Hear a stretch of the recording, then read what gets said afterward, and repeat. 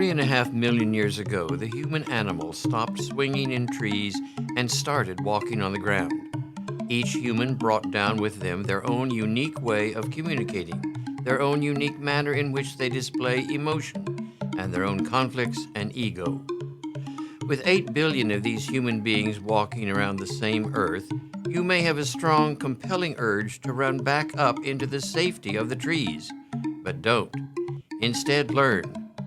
Learn how to live among the humans.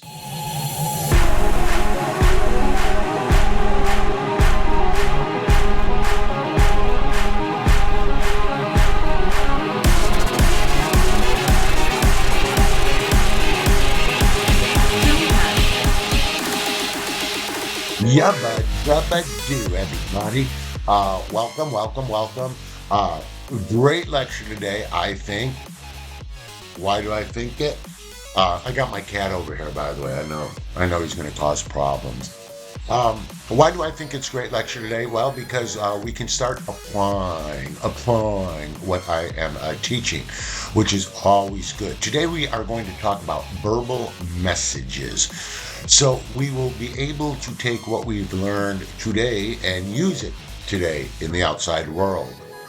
With some of the past lectures, we weren't able to do that, but from this point on, we should be able to use everything that we learn on these lectures every day. So let's get started with verbal messages. Um, Verbal messages. What's the deal with the message part? Well, when we talk, we send out messages. What are those messages? Not only are the messages about what we want with our words, but as people are receiving those words, they're thinking about you. When somebody tells me something about somebody else, it doesn't tell me so much about the person they're talking about. It tells me about them. If they're talking very negatively about a person, then I might consider they might not have listened to my perspective lecture, where you can look at two sides. So verbal messages are great. And I am going to teach you this on offense and defense. In other words, people will play around with verbal messages. They don't do it correctly, sometimes on accident, such as us. In other words, if we go to a job interview, on the way to the interview, you are thinking about what you're going to say. Every word out of your mouth at a job interview uh, is very precise, very deliberate. But when we talk to our friends, our family, our coworkers, we just we don't think. We just let the words go right out. So we've got to look at these verbal messages because not only are they asking and telling people things we want them to know, it's also telling those people things they want to know about us. So let's deal with verbal messages. Um, I'm going to teach you how on offense to give these verbal messages correctly, and I'm going to teach you on defense to be able to recognize people that might be trying to get over on you. Because sometimes we make our own mistakes, like I just said, but other times people manipulate. So it's not mistakes anymore. They're actually using it on purpose, just like we learned with our sensory and perspective, how people sell us houses by baking bread. They manipulate those senses to believe that that house is a home. So let's look at it from both offense and defense, shall we? Okay, I'm going to give you what is called principles. So I'm giving you principles of verbal messages. What do I mean by principles? Well, if I asked you if you asked me what a car was, I could actually show you a car and I can show you the wheels and I can show you what a car is. But if somebody asked me what love is, I almost said what love was. What love is, it's abstract. I can't show you love. I can show you behaviors of love.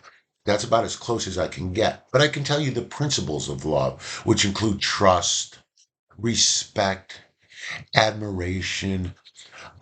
So it's almost like personality traits of something that's abstract. So that's what a principle is. So I'm going to give you maybe 6 or 7 principles of verbal messages, and that will be the lecture. So let's get with the first principle of verbal messages, which are that messages are packaged. No, they're not packaged like Christmas gifts, but they are packaged. In other words, what are they packaged with?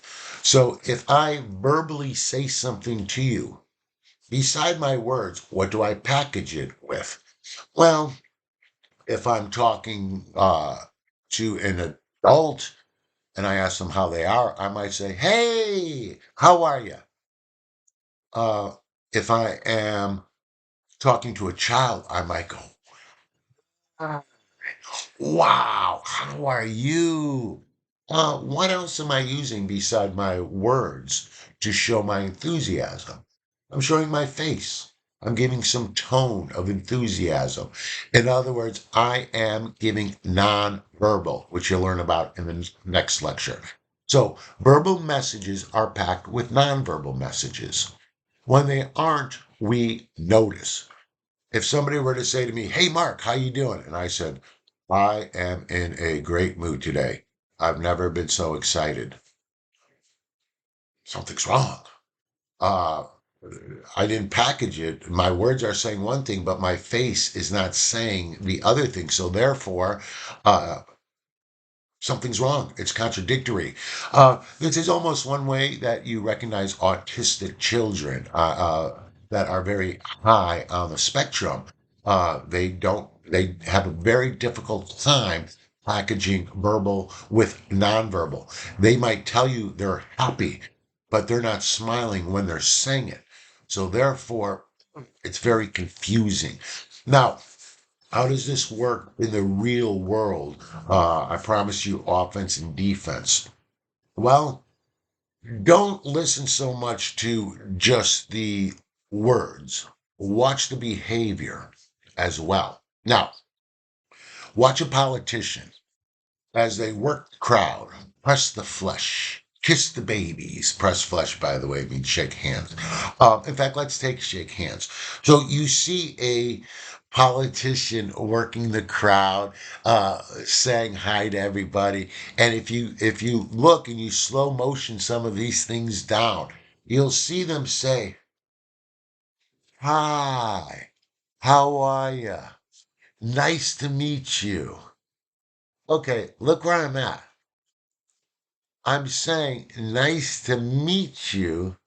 My words are, but my face is looking for other people. "Oh, I'm so happy to see you." Well, freeze. Look where I'm at. It's so happy to see you, but my nonverbal isn't saying that. Now, I think one of the darkest parts of our history or our well, I shouldn't say darkest part. In fact, scratch all that. One of the most unrespectable things any of our presidents have done, I think, is Bill Clinton. This is fact. Bill Clinton got oral sex in the White House. That's a fact. Okay, that's a fact, and it is down in history. And but what's worse is one, he did it in his Oval Office, which isn't really his; it's the American people's. And he did it with a very young woman who was kind of his responsibility to almost as an intern to yeah, I want to say the word groom, but groom in a positive way. Could you imagine being the father, the mother of a 23, 24-year old young lady, and you wish her luck as she goes to work for the president of the United States, and then such a sexual act occurs in the White House? Boy, everybody must hate Bill Clinton. Wow, what a mess. I mean, really, really, really think about that. I mean, oh my God. We could use the word pig, as a matter of fact, for that kind of behavior of a man. It's absolutely awful. So we all hate Bill Clinton, right? Especially women. Women can't stand Bill Clinton. Wrong, wrong. Women love Bill Clinton. Um, and by the way, Bill Clinton's been called Slick Willie since he was a governor in Arkansas. So this guy's he's been on the radar as not the most upstanding guy in the world. And then for such an ugly act to occur, as you, I mean, the reputation around the world, our president is in the White House engaging in sexual acts while he's married. I mean, I didn't even bring adultery into it. Why do women love Bill Clinton? Because of what I just said. Bill Clinton is a master of packaging verbal and nonverbal together. When you speak to women who have met Bill Clinton, the common denominator is they will say, when you are talking to Bill Clinton, he makes it seem like you are the only person in the room.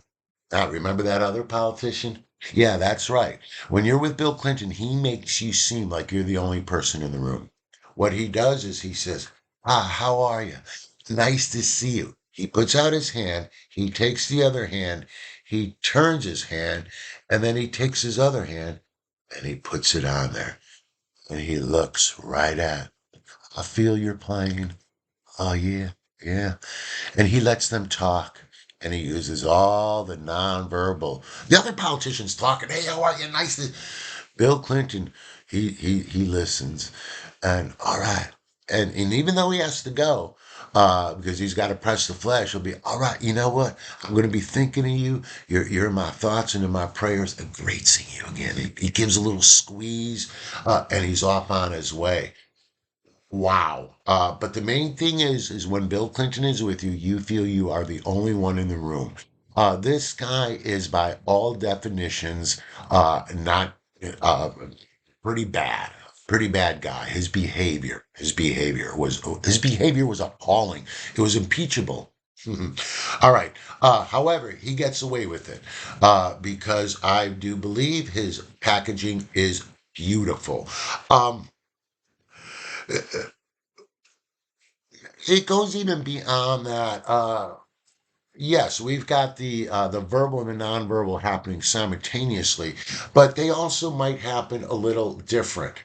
Um, when I have some friend of mine say, "Oh yeah, I'm so in love with my wife. Oh, I love my girlfriend," and then a woman walks by and my buddy does this to check her out. That's a contradictory message. All right, later on we are going to really stress that behavior, what it's all about. I could say anything. Watch my behavior. I could say, "Oh, I love animals. Come to my house. See if I have animals. See if I have any bird seed that." I mean, you don't have to love animals. You could like animals, but when you say you love animals, or "Oh my God, I love animals. They're so part of my life." I don't see any animals. You were just saying that. So watch the packaging, verbal, nonverbal. And I might as well tell you right now, nonverbal is also behavior. We'll learn in the next lecture. It's not only eye contact or smile or open, close. No, it is behavior.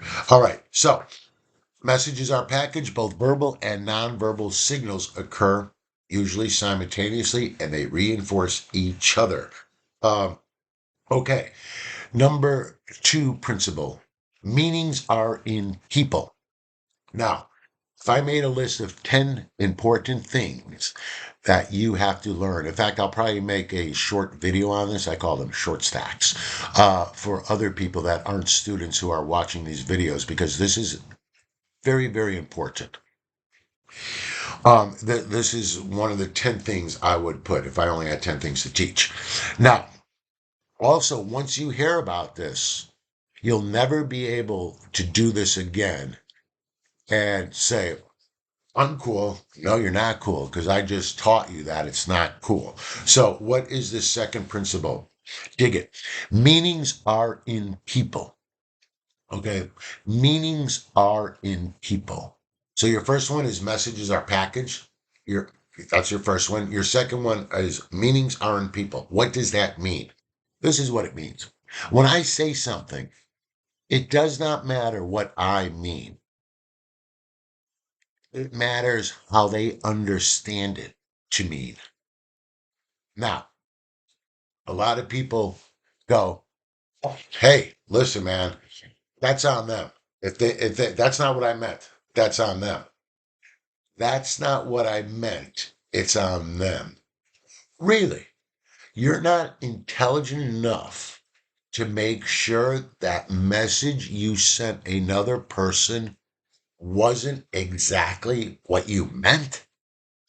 Think about it, because I know I have. Because I used to always say, "Yo, it's on them. I didn't mean that. I can't help it if they misunderstood."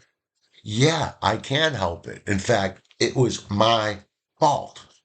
Uh, when you're a teacher or a parent, you understand this. When you have a little kid and you say, "Stay away from the stove," and they go, "Okay." Um, and then later you walk into the kitchen and they have their little friend over and they have their friend turning on the knobs on the stove and they're watching the flame. And the little person, your daughter or son, is off to the side. They're not by the stove. Uh, you've got to say, when you say, "Don't go near the stove," what do I mean? They go, "Don't go by the stove." And you go, "Yeah, but what does that mean?" You start talking about how they're young, that nobody should be near a stove who doesn't know how to work it. You get the meaning to them. Um, like I said, one of the worst things is go, "Yo, it's on them." Because later on, that will come back to haunt you, especially these days. People twist words around. This principle is more important than ever. Even if I joke around with a student, and I do a lot of joking around, probably half of what I used to, because people are kind of, let's just call it politically correct, and we'll leave it at that. And and that's good. I'm not putting it down or anything, but I better make the adjustments because if I say something to a student and kind of make a joke and everybody laughs, I got to make sure before that student leaves, I say, "Hey, listen, you know what I meant, right? When we were talking about that, I'm never going to let a student leave my classroom not knowing exactly what I meant." So, and a lot of times you could simply say, "Okay, what do you think I meant by that?" And let them answer it. But the main thing is words have meaning to you, but they might have other meanings to other people. You want a real good example? I'll give you one. How about the N word? That's a real good example, isn't it? Um, would the N word mean the same thing to an 87-year-old African American who has lived during awful, awful times of racism? Is that N word going to mean the same thing to that 87-year-old man or woman as it will to your 18-year-old friend? If you called your friend the N word, would they be upset? If you call this 87-year-old that N word, how would they take it? I'm sure the meanings would be different. One would be more of a, "Hey, buddy, hey, pal, yo, that's my guy." This one conjures up racism that is very prevalent in their minds, in their memory. So if you're having a hard time saying, please, words are words. No, they're not. So you better make sure you throw out the right word, almost as if you were on a job interview. Make sure the person knows exactly what you mean. Because from now on, you can't go, "Yo, it's on them. I didn't mean that." Really? Okay, once again, I'll repeat. Then you're not intelligent enough to make people understand what your words were. All right, I know when I've When I study that, I'm like, God damn, now I can't blame other people. Now I gotta blame myself. All right. A lot of times too, those meanings, the entire meaning might say something. I one time had a young student come up to me and go, Professor, I just really, really love you. And I just like turned white as a ghost. I'm like, oh, and they're like, see you tomorrow. And I'm like, I just had a student, I read about this. I just had a student say they really, really love me. And they looked me in the eye. I think I might have a problem here. So, you know, that night my behavior was off a little bit. I mean, what am I going to do? Go home to Sheila and go, hey, some student said she loves me. I lost sleep that night wondering how I'm going to deal with this student. I've heard about these problems, I've never had them myself. And then as I'm walking to class that day, she's in the cafeteria, not the cafeteria, but in a place where there's vending machines and everybody's eating. And I hear her say, oh my God, I really, really, really love that video. And the way she said, I really, really love that video, it was the exact same way she said, I really, really love you. Uh, I mean, yeah. The first time anybody whispers in your ear, I love you, you go, oh my goodness. And then you see that person going to everybody, hey, love you, love you, love you. That meaning's a little different. All right, let's go on to number number three, another principle. Messages vary in abstract. All right. So they vary in abstract. I apologize. I like to work vocabulary in case you already know the meanings. I apologize.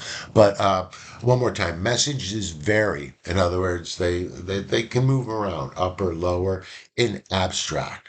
So how sometimes they're very small abstract, sometimes a lot abstract. One more time, abstract, something you can't really pinpoint. So let's talk about it. Abstract is sport. Let's get a little bit more specific. Basketball. Let's get more specific. NBA. Let's get more specific. Chicago Bulls. Let's really get more specific. Michael Jordan. Okay, cool. Um, so here's very abstract. Down here is very specific. How does this work outside of Michael Jordan in the NBA? Um, if I were a salesman, let me go back. People talk in abstract and don't let them. This is one of these tools I could teach you offense, defense. If you want to put somebody off, you want to stall for a while, talk in abstract. If you really, really want something, you need to make them talk in specific. I guess specific would be the opposite of abstract or definite. What do I mean? Um, s- um, if I have a date, if Sheila allows me to have a date, now let's say I have a date, and at the end of the date, I say, "All right, you want to call me or you want me to call you?" And they say, "Oh, I'll call you." I say, "Great, when?" And they say, "Soon." Do you think that person's into me or not? Soon, abstract language. Okay, soon can mean, what does soon mean? You know, when I met Sheila, I was the opposite. She said, do you want my number? And I said, no, I want your address because I'm coming over tomorrow at 3 in the afternoon and we're going to go ice skating. I didn't even want, I took her address, that specific, and I said, I'll be there at 3 p.m. I didn't show up till 6 p.m., but nonetheless, uh, salesmen will not let you talk abstractly to them. Okay, do you want this timeshare? Well, yeah, I'm thinking about it. Well, when do you want to see it? I don't know, maybe later this month, next week. Well, yeah, I guess next week. Oh, what day's good for you? Well, I don't know, maybe. At the end of the week. All right, so Thursday or Friday? Yeah. Well, how's Thursday at 2? I mean, they. So when people are talking abstractly to you, it means they're not really into you. Well, if you need something, don't let them talk abstract to you. Uh, Make them be specific. And I told you I would teach offense. If you're trying to put somebody off, then yeah, use those words. Oh, I'll talk to you soon. Talk to you later. Um, it's uh, it's a lot better to be specific. It's almost like a search engine. You could put in, well, let's go back. If I want to find out about Michael Jordan, I wouldn't put in sports. I put that in. So be careful. If you want to really, really get to something, don't be abstract about it. Hit it. Well, I think there might be a problem. Okay. Not me. I walk right in. I say, listen, we have a problem, and this is what it is. Um, okay, let's hit the next one. Um, boom, boom, boom. I got politeness, but I taught that on that lecture. Remember the kid I was student teaching, saving face, and all that. Um, let's talk about that messages can deceive. Yeah, deceive. Messages can deceive. So, um, what does that mean? That means that messages can lie. They can be saying one thing, uh, and actually the words are false. So this sounds negative right away, right? Messages can deceive. Well, why would we want to lie to people? Well, because there's four different kinds of lies, and some of them might be okay. I'll let you decide. Uh, So let's talk about these four types of lies. We start off our life as children being lied to. Uh, Not only are we lied to, we are lied with one of the biggest lies in the world. From the time we're 2 years old to maybe six, maybe seven at the most, we believe in a whopper of a lie. And that's, you missed it. Well, some of you might have got it. Santa Claus, the Easter Bunny, the Tooth Fairy. We tell that lie. In fact, we're pretty elaborate about that lie. We put up decorations of the lie, Santa Claus. We do a big job with that lie.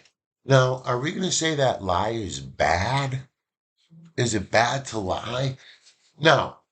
Some people don't lie to their children about Santa Claus because they believe all lies are bad.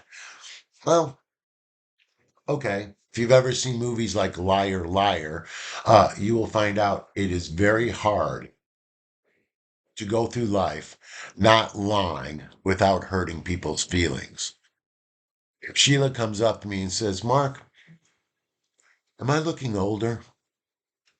Well, aren't we all? I mean, hello. Uh, I'm not going to say, well, yeah, I mean, you didn't have a wrinkle there, and now, no. Uh, do do I look good in these jeans? Does this goatee look good? A grandma comes and she's eating and her teeth are out, and you haven't seen her with her teeth, and all of a sudden you say, "Grandma, you look real funny without your teeth." You are going to hopefully get reprimanded by your parents. You don't say that. But she does look funny without her teeth. But you don't say that. You lie. You don't. So this type of lie is called a pro-social lie. Pro-social. And uh, the use of this lie is to do good. To do good. to see the face on a child as they think Santa Claus is, they look up in the sky for Santa's sleigh. Oh, come on, man. You got maybe 4 years of watching a child do that. How beautiful. It's such a beautiful lie, and we learn about these pro-social lies at such a young age that we respect them. Why is it that a kid who is told Santa Claus doesn't exist, why doesn't he go around the neighborhood, or she goes around the neighborhood telling every kid, you know what I know? Santa doesn't exist. Tells the little kids, his sister and his brother, Santa Claus doesn't exist, you dummies. Goes to school. Guess what, everybody? I just found out Santa doesn't exist. Why don't children do that? Because we explain to them about the pro-social lie, and it makes them feel now that they are part of the grown-up club. They're in on it. It's almost one of the first acceptance into the adult life, that now you're part of the people that know the secret. Now we call it a secret. We don't even call it a lie. We call it a secret. Well, the secret is that we're lying about some big guy who's coming down your chimney. All right, you get the point. Yeah, these are called pro-social lies. They're to achieve some good. Um, Most common lie, and children learn this early. By the way, if you keep seeing me looking down, yeah, I can't keep all this stuff in my head. What is the next lie? Well, the next lie is called a self enhancement lie. So, an enhancement lie, enhancement, if I want to enhance myself, I might buy some fake hair. I'm going to try to make myself as perfect as possible. Maybe I get some shoulder pads. Um, if you enhance something, you add stuff to it to make it better. That's enhancement. Um, so what do you guys and gals think? What do we self-enhance? What kind of lie do we tell to make ourselves look better? Well, this is huge. Of course, it's huge on social media. But let's get to it. According to research on Match.com, the most common self-enhancement lie for women is their weight. It is only by about 5 to 8 pounds that they lie about, because by the time they meet, I mean, Match.com is a place where you're not just going for hookups, you actually are trying to achieve a relationship long term. So sooner or later, that person will see you. So the research from them shows that most women will lie about their weight. Match.com gives beautiful research, because they've got hundreds of thousands of. They make you fill out huge forms, and they keep all that data, and of course they sell it. Women 5 to 8 pounds, because if they're going to meet that person, then they have enough time to actually take that weight off. Men, what do you guys all think men lie the most about? Boo boo boo boo boo boo boo. Uh, right. Yeah, we can't all be 6'2" now, can we? What's a fella to do? Um, Yeah, but believe it or not, most of my life I wish I was shorter. Yes, by 2 inches. I don't know. Maybe you can find a shoe that gives you 2 inches, but sooner or later the shoes have to come off. Self-enhancement. Yeah, my students have told me in the past I'm a little bit too much about this. However, I'm not a hypocrite, because I don't have the fake hair. Self-enhancement could be obviously the fake hair, uh, fake eyelashes. Um, Trimming your eyebrows, that's not fake. That's not self-enhancement. That's just grooming. It's things that you add on. Um, what is this stuff now? I mean, they used to put a contour makeup. I mean, now you could actually take a picture of yourself with contour makeup on, and you give yourself muscles. Every time you pass by a car and you click picture of you next to the Mercedes and you put it on Instagram, and you don't say, "This is not my Mercedes." Instead, you say, "Click, living the life." Uh, that's a self enhancement lie. Um, I love it. My best was I was hanging out on Green Street one day, and it was freezing, and I watched two people just arguing with one another, just arguing, and all of a sudden they went to the corner. They took off all their winter clothing. They walked out on the beautiful cobblestone streets of Green Street. They put their arms around each other and went, click.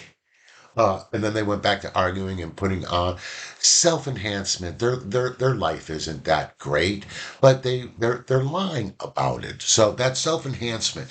70% of people have admitted to this on dating sites. Um, what else? Any other thing I have? No, except I do have my cat is gonna walk over here in a second and want to be fed, because it is 11 o'clock. So I'm gonna do that. Let me pause and I'll be right back. All right, the cat has been fed. All right, where were we? We were on self-enhancement. What are the things that money too? Money is a big thing people say they make more out of. Uh, we tell a lot of self-enhancing lies. We aren't waiters. We are DJs, even though we might have only had two gigs a year. We're actors, even though we don't get too many parts or get paid for them. We're music producers. A lot of self enhancement. So, is that lie a good lie or a bad lie? Well, I'll just give you the definition. Self enhancement is to make yourself look good. Um, Figure it out. You might say, well, do we embellish our resume? Is that a lie? Well, yeah. In fact, it's a self-enhancement lie, but we say embellish or well, we do say enhance our resume. So that is an example where we kind of allow it a bit. Do we?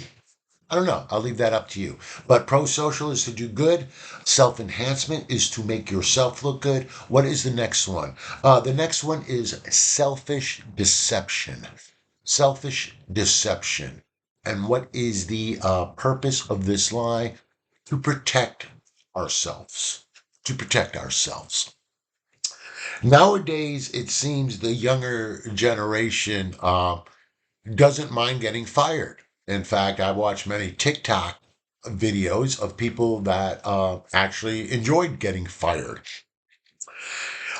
In my day, getting fired was a failure. I'm not saying which generation's better. I'm just letting you know the difference. In my generation, if you got fired, it meant you were a failure. There was a good chance in the 50s and early 60s that a businessman who gets fired tells no one, including his wife and children. They get up still at 6 in the morning. They dress in their gray flannel suit. They take the train downtown. But instead of going into the office where they've been fired, they get the want ads and they go on job interviews. And in between job interviews, what do? Anybody? They feed the pigeons. That is the stereotype of a unemployed worker looking for a job in his gray flannel suit. He feeds the pigeons in between. If you've ever fed pigeons before, you will know it is very comforting to have a little creature that is relying on you. Um, you did not tell your wife. Then, when you did get your job, your new job, you simply said, I decided to switch jobs. Yeah, it was crazy back then. No, no, none of your neighbors knew. You lied. You lied. You deceived. You told people I'm on my way to work. No, you're not. You're on your way to the unemployment office to see if there's any jobs. So we all do this. We do this every day. And if you don't think you tell this kind of lie to protect yourself, you're wrong because by the end of the day, you will have done this. I almost can guarantee it. Now, what do I mean? When your cell phone goes off, your cell phone goes off, you pick it up, you look at it, and you go, I don't want to talk to that person. You're there. There's kind of a social contract that somebody calls you, you answer, you talk. You are pretending you didn't pick up the phone and go, oh my God, listen, I can't talk to you now. You just drone on and on about the most stupidest things in the world. I'll call you back when I'm in a better mood. You don't do that. That would be the that would be the truth. Instead, you pretend you're not by your phone to protect yourself from a 30-minute discussion that will blow your head apart because that all they do is talk and talk. So if you don't think you're doing the self-protection lie, you are. Okay, and the last one's pretty easy.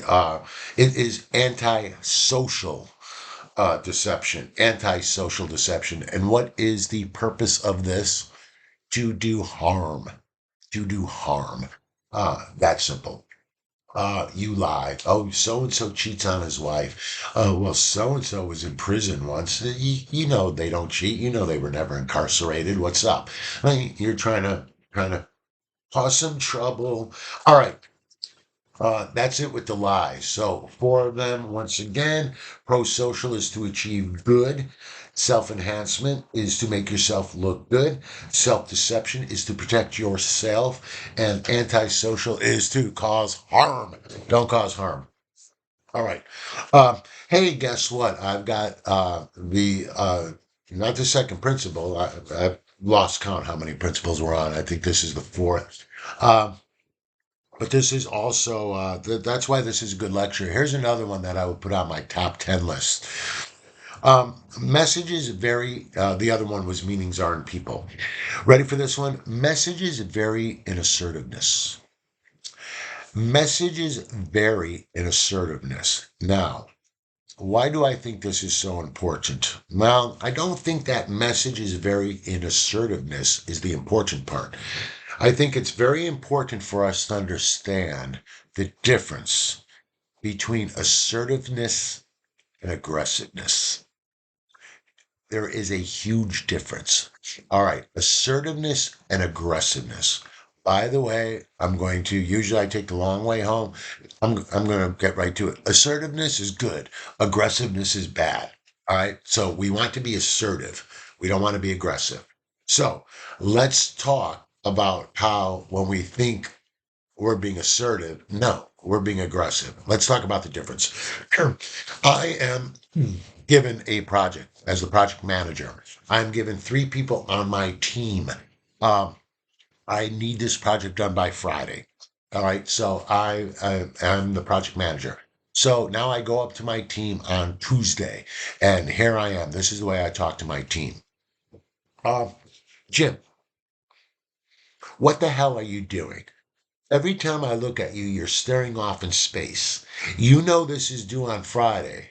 I need it by Friday, otherwise it's your butt. Karen, what's with the phone? I'm going to take that phone and I'm going to toss it out the window.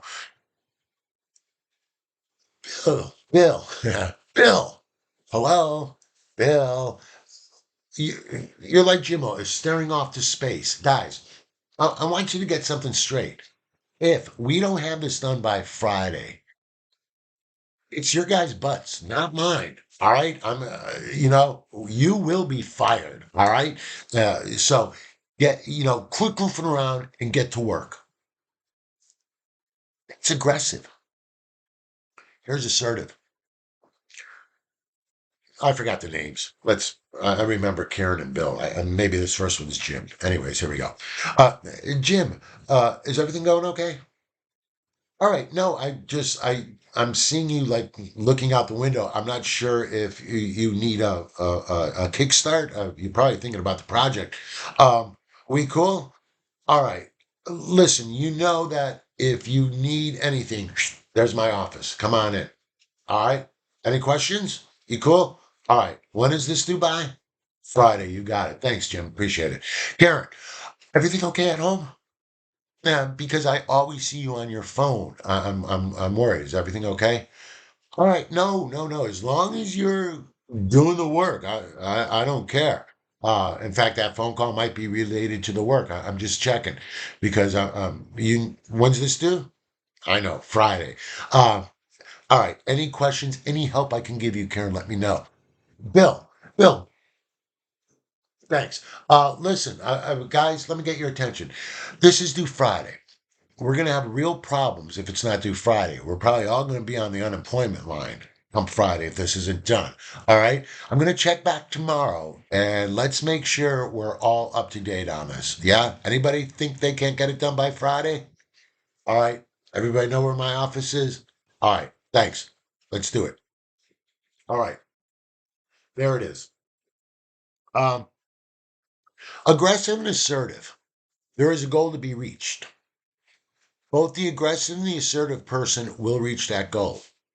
That project will be done by Friday, taking the aggressive approach and taking the assertive approach. But here's the difference. Now, my boss comes in and he's thinking about promoting me to regional manager. And he talks to Jim, Karen, and Bill about me because that's the way they do it. They say, Jim, Karen, Bill, you guys worked with that smart Janice guy before, right? Okay, we're thinking about bringing him up to top level management. How do you like working with him? Here's their opportunity. Yeah, why not? The way I treated them? Oh, but the assertive one. What do you guys think about Mark Janice? We're going to hear things like he gets it done. Does he let you know where that he's there to help? Oh yeah, yeah. He always points to his office. Well, I get good stuff. How does this work? In a non-office thing, I've done a lot of restaurant, nightclub work. And let me tell you something. I've seen managers go behind the bar and yell at the bartenders. You guys have time to lean, you have time to clean. Just because there's customers here, look at these bottles, wipe down these bottles. You guys aren't doing anything and you're making all sorts of money. Get to work. You know what? When somebody comes and orders a drink for $20, that bartender is going to go, ding, 10 for me, 10 for the house. They're going to justify in their mind why they should rip you off. An aggressive approach in management in a cash business guarantees you your employees will rip you off. The assertive one, you gain respect. Remember that fair respect? I don't want people to respect me. I want people to fear me. Yeah, well, they don't, people don't fear people anymore. They'll just rob you blind. So the aggressive and the assertiveness is people think that they're doing the right thing. Well, I'm the boss. That's what the boss does. No, that's what a bad boss does. Just because you're the boss doesn't mean whether you're a good boss or a bad boss. So, well, I have the right. Well, no, you don't have the right if you want to keep your employees and you want to get promoted because nobody's going to promote an aggressive management. In fact, boiler rooms, those are the stock market rooms where there's 30 men and the testosterone's flying. Everybody's aggressive. Those places never last long. It's a boiler room. Um, Now, lately, what happens are we need a lot more very good women management who understand this to mentor young women because time and time again I hear this saying that, well, I'm a woman manager and if a man did that they'd be called a great manager, but since I did it they called me the B word because I'm a woman.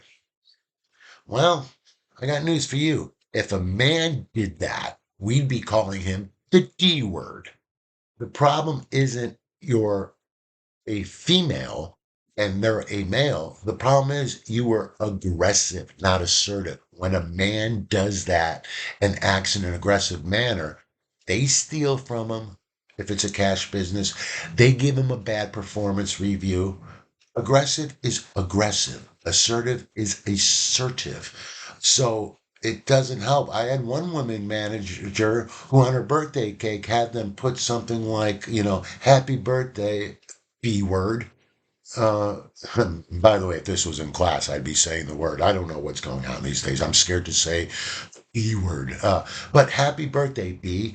And she took that as like the employees loved her and she was a good manager and she was not a good manager and people were stealing from her. Now, this isn't a commentary on that. And a lot of men also need that. But I don't, they get called bad names, just like the woman gets called bad names. It has a lot more to do with them being aggressive and being assertive. Now, you might say, well, don't assertive people get kind of taken advantage of? Oh, no, no, because they're still good managers. So if I go behind the bar and I go, hey guys, can you do me a favor? I know there's a lot of downtime. These bottles are hideous. So you guys can, still talk and all that. But while you're doing it, can you guys just wipe? It would be a huge help. And it's kind of part of your job. I've never really said that to you guys, but can you help us out here? Yeah, yeah, yeah. Okay. Now, if I go behind the bar and I still see them slacking off, I'm I'm gonna say, guys, I really need you to do this because this is part of your job. If the third time they're still not doing it, I'm going to let them go. I'm going to fire them. And I'm going to do it with a smile. I'm not going to be aggressive and go, get your ass out of here. I'm going to go, you know what? I don't know what to tell you guys. I've given you two warnings and nothing's happened. So we're just going to have to depart and call it a day. In fact, the best managers, when they fire a person who gets fired says, thank you. That's always been my goal, and I make it happen quite a bit. Well, I don't fire people anymore. By the way, I was in the restaurant and the nightclub business, so I hired hundreds, and fired hundreds. So that's the difference between assertive and aggressive. So don't think, well, if I'm assertive, people will take advantage. Oh no. The first time you get rid of somebody in a nice professional way, everybody goes, uh-oh, this guy knows his business. Yeah, I do know my business. I know it so well. I don't have to go around like a crazy man yelling for people to clean. They get the message. Verbal messages. All right. What else do I have for you guys? I've got one last one. Um, Messages can confirm or disconfirm. Now, messages can confirm or disconfirm. We are going to talk a lot about this in our relationship videos. We've still got about 4 or 5 more videos before I start putting those ones out. We got to crawl before we learn how to walk. Um, but what does this mean? Confirm or disconfirm? If I say to somebody, you know what?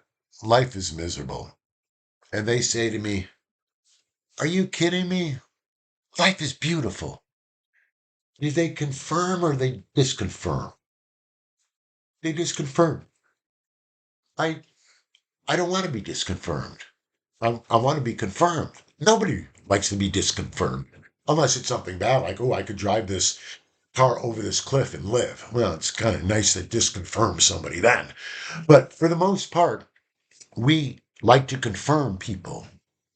So messages, we sometimes we don't know about this confirming and disconfirming. We don't know it. So let's take the case where your partner or your friend complains that you are late and that you're being so late. You show up late. Now, you can do three things. So the person goes, "Oh my God, you were supposed to hear 30 minutes ago. What happened?" Legitimate question. Now, what is your message? Are you going to confirm or disconfirm? And how much can it vary? Well, we're going to go from disconfirm to confirm, and you'll see how it varies. One, two, three. 3 levels. So, oh my God, you showed up 30 minutes late. What happened? I can say, you know what, dude? I'll do what I want. Or I can say, aren't you late sometimes? Or I can say, you know what? You totally have a right to be angry. You know what? I should have called to tell you. I should have called every time I thought, you know what? You have every right to be angry. Hmm. On the first two, on the first one, I just said, I'll do what I want. I disconfirmed all that person's feelings. On the second one, I threw it back at, well, you're always late. Disconfirm how they feel. On the second one, on the third one, I said, oh my God, you have a right to be angry. Now, I confirmed it. I don't want you guys to think that life is perfect and how I say things. Hi, thank you for taking out the trash. Well, thank you for thanking me to take out the trash. It doesn't work like that. You might you might show up in reality and they go, "Oh my God, you were late. What happened?" And you go, "Yeah, I know. You're real angry. I know that. I'm angry too." You just confirmed, and more than likely they'll go, "What happened?" Okay, now you just, because you confirmed, yeah, I know you have every right to be angry. I'm really angry too. Oh my God, what happened? It really switched around. So we like our feelings to be confirmed. On the first one where you said, I'll do what I want, you dismissed that person right off the bat. On the second one, you basically said, you shouldn't be angry because you're always late too. And on the last one, you acknowledged their anger. You gave a reason and an explanation. So you actually confirmed what they were talking about. All right. That is it for this video on verbal messages. Hope you enjoyed it. Remember the big two ones I told you, that meanings aren't people. Never again can you say, yo, that's on them. No, yo, it's on you. And the last one, the most recent one, we talk about the difference between assertive and aggressive. Um, be assertive in your life. Aggressive people, they go, wow, they're what a horrible person, a horrible manager. Yeah, they get the work done, but in an awful way. Nobody will want to work for you. They'll steal from you. Nobody will want to work with you. The assertive way, you get respect. Wow, that person doesn't put up with much, but they never lose their cool either. All right, so those are the ones. Your next video is going to be on non-verbal messages. So keep listening to videos. Of course, subscribe if you want, because I've got a lot of those short stacks coming up, which will be more specific. For those of you who don't know, I just got over COVID, so I haven't been able to put out as many short stacks as I wanted, but they will be out there from now on. All right, it looks like the cat has been fed. I'm good. Hopefully you are good. Yep, do. And make something of the rest of your day. Be brilliant. Thank you. Later, guys.